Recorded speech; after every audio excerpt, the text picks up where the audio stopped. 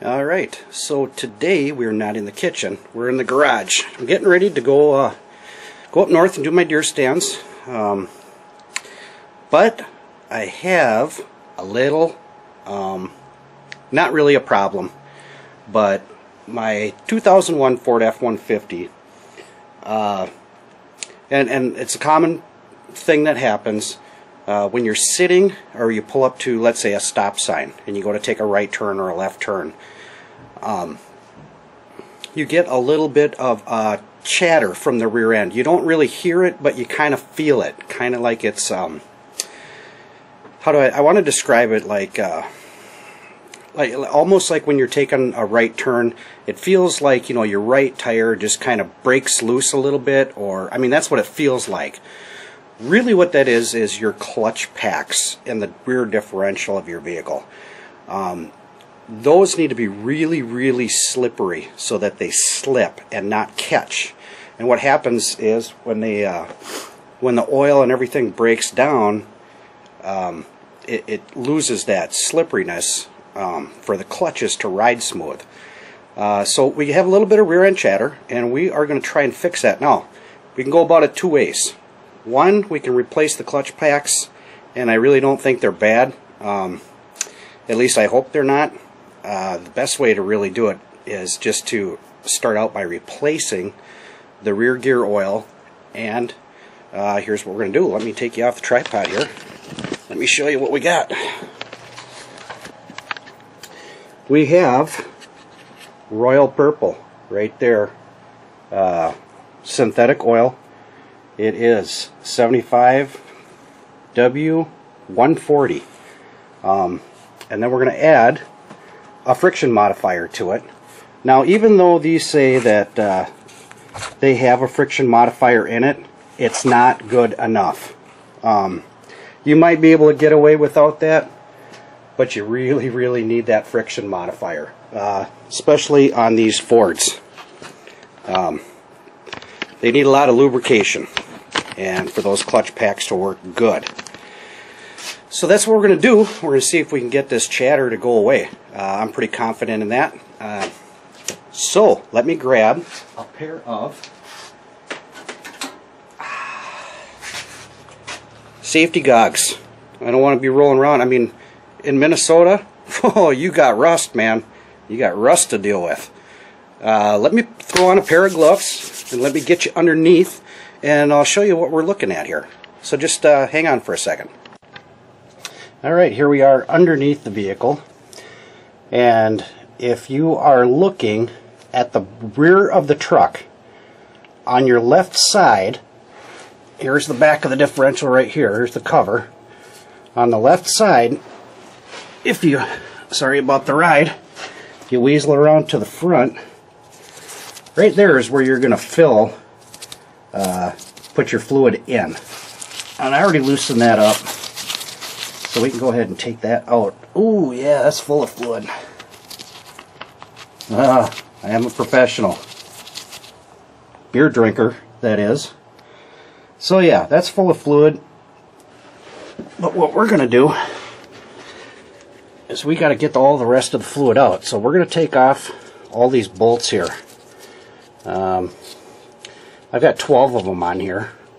So I'm going to put you on pause, and I'm going to break all these loose. I did put some PB Blaster on there, and I did break them loose a little bit, but I'm going to get them a little further along here, and then we'll continue on.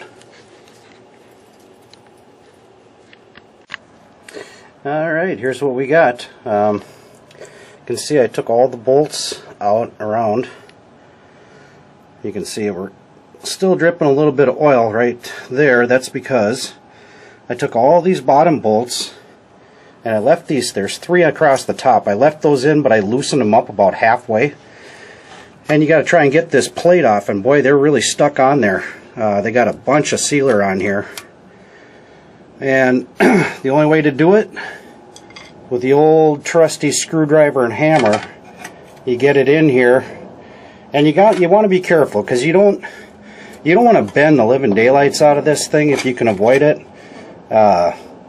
but it's about your only option as far as getting that off. So you just want to be careful that you're not bending and gouging and doing too much there. And while I was doing that, you get the oil starts pouring out. You can see we got quite a bit of it right there. Let's hope I don't drop the camera in it. So I have these 3 top ones you have to take out, and then I'll pop this cover off, and we'll go from there.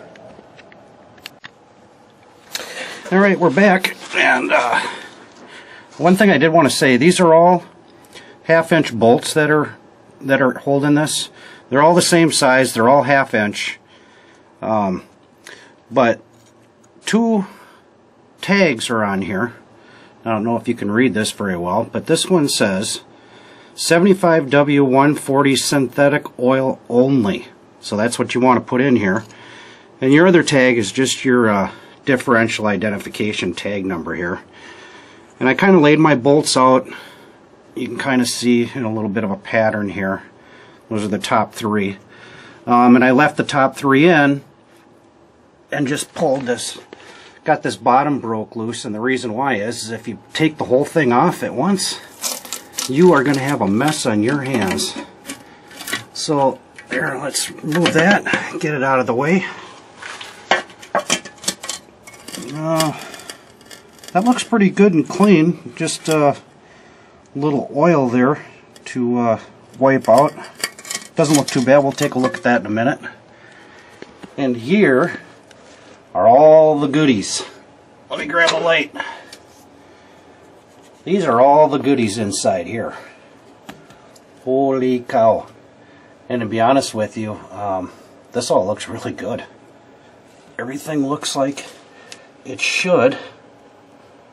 So that's a really good sign. I like that. I'm happy with that, because I don't want to have to rip these axles out and change clutch packs if I don't have to.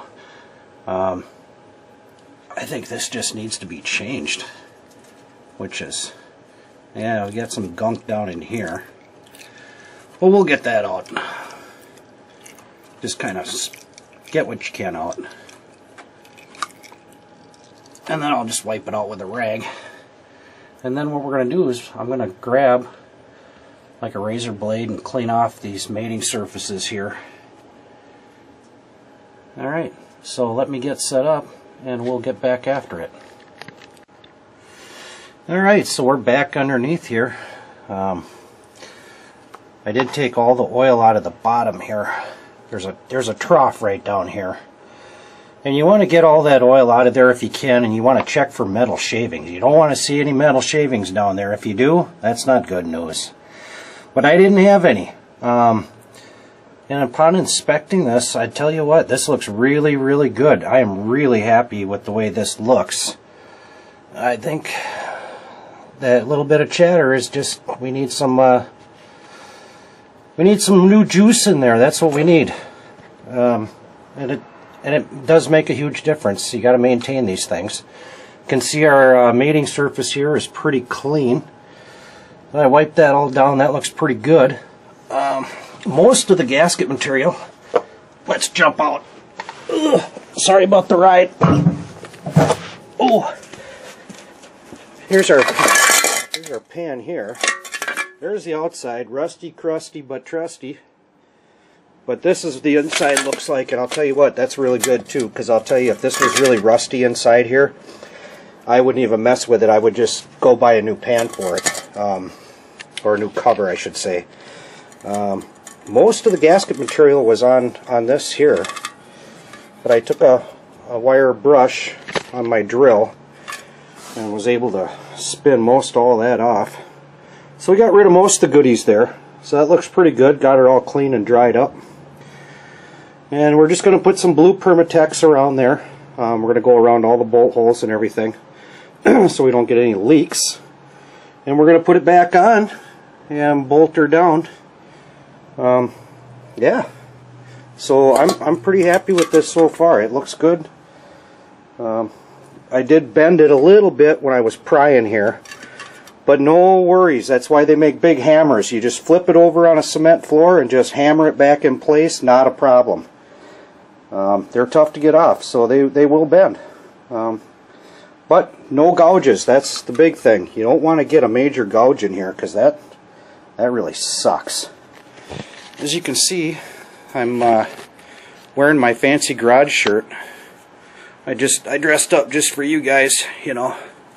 I mean, shit, this thing's just getting broke in. Alright, so what I'm going to do is I'm going to put some blue sealer around here, and we're going to put this cover back on, and then we're going to fill her up with oil. So you just stay tuned. We'll be back in a minute. Alright, well, there's our cover right there. I just used the blue Permatex, and I did kind of what they did. I put a bead around the inside, went around each of the bolt holes, and then put a bead around the outside. So I'm going to crawl back under, throw this on, and slap my screws in, and we'll be back.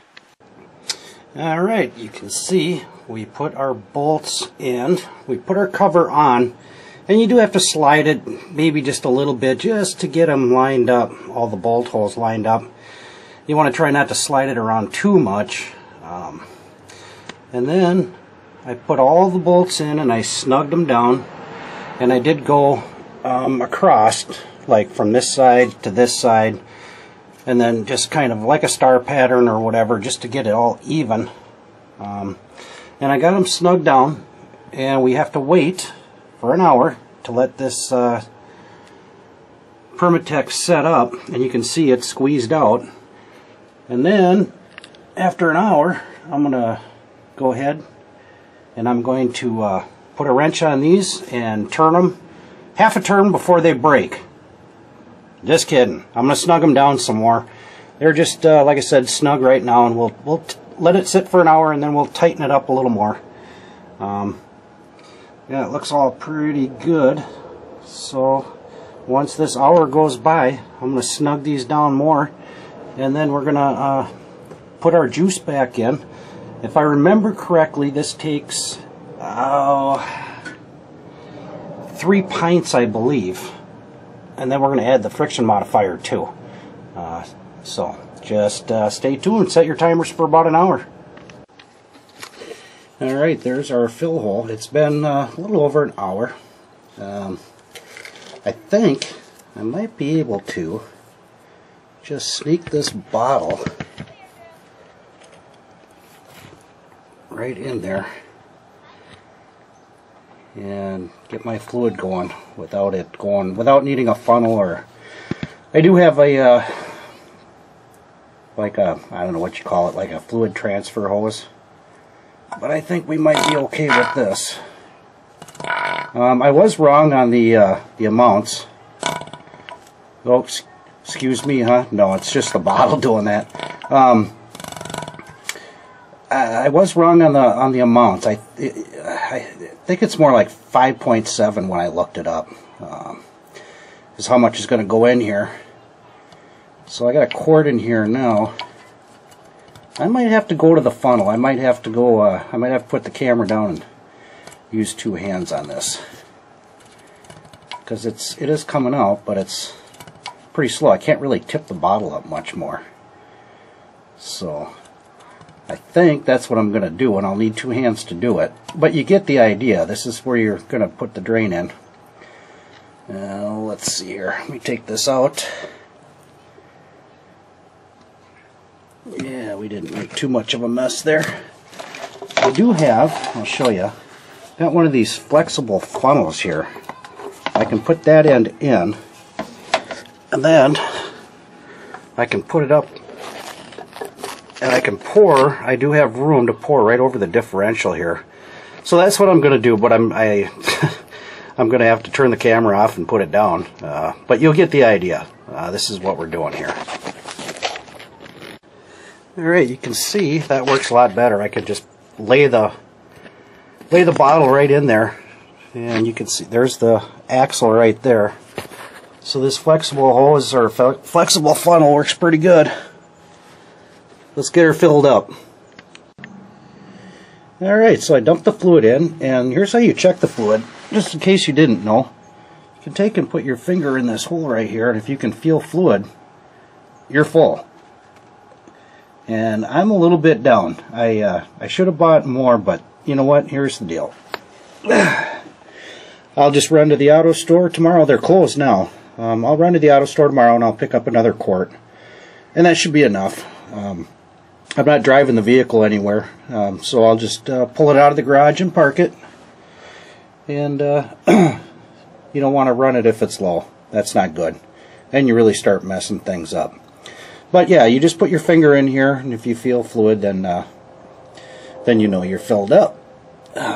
But also, I wanted to say, on the inside here, there's a little. This is a little magnet, so you may, you're going to have to take a rag, and you'll have a little bit of, just a little bit of metal shaving or real fine metal shavings on there. The magnet kind of catches it. You'll have to wipe that off. Then you just plug her back in and turn her not counterclockwise. That's take it off. Turn it clockwise, and you just take your little ratchet, take your socket off it, one-handed, and it fits right in the square, and you just ratchet it tight. So I'm going to pull her out. Once I get this tightened up, which is good right there, I'm going to pull this bad boy out, and then tomorrow after work I'm going to stop and get another bottle of Royal Purple gear oil, and I'll dump it in here, and then I'm going to go out to a parking lot and run some figure eights. You want to do like 4 or 5 figure eights, get all that friction modifier going there in the clutch packs and stuff. So we'll give you a report tomorrow, and then we'll tip a beer afterwards. So we'll see you guys tomorrow. Alright, like I told you, today after work I stopped off, got another quart of Royal Purple 75W140. I put it in the differential, and I went out and took it for a test drive and did some figure eights, about 6 or 7 of them. Get that into the clutch packs, and it is successful. So here's what you do on one, something like that. Tip beer.